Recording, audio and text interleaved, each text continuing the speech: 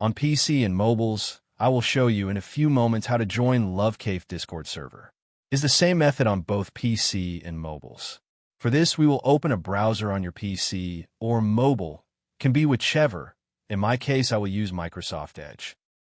Now click on URL bar and type this URL to be able to join this Discord server.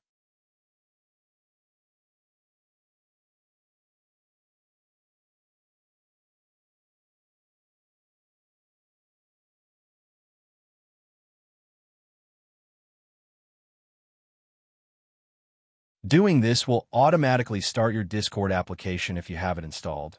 Then click Join, and you'll have access to the Discord server.